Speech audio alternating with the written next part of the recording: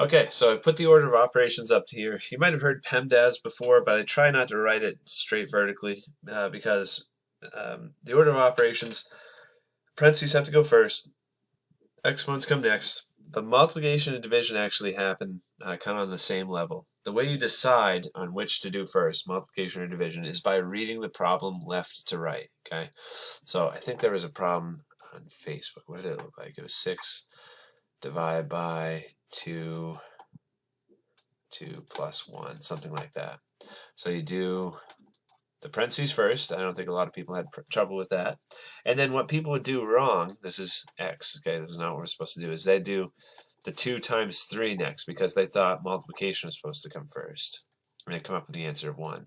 What you should actually do is read it left to right because we got a choice between division and multiplication. They're tied. You got to choose the one that's furthest to the left. So 6 divided by 2, that makes 3. So the correct answer to that Facebook problem is actually 9. Okay, just one of those, pieces of language. That's nitty-gritty detail that we all follow. Got to read it from left to right. Okay, so that's the order of operations. Let me just give you an example problem.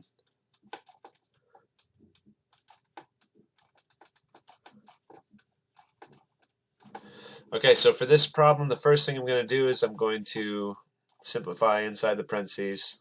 2 plus 1 makes 3. And then I'm going to do the exponents. So 3 squared comes next. Notice I didn't do 3 times 3 because that's multiplication. I have to do the exponents first.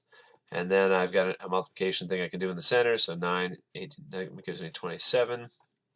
Now we can start doing some subtraction. Don't do this subtraction first, right? You got to do 4 subtracted by 27 first because you got to read it from left to right. Okay.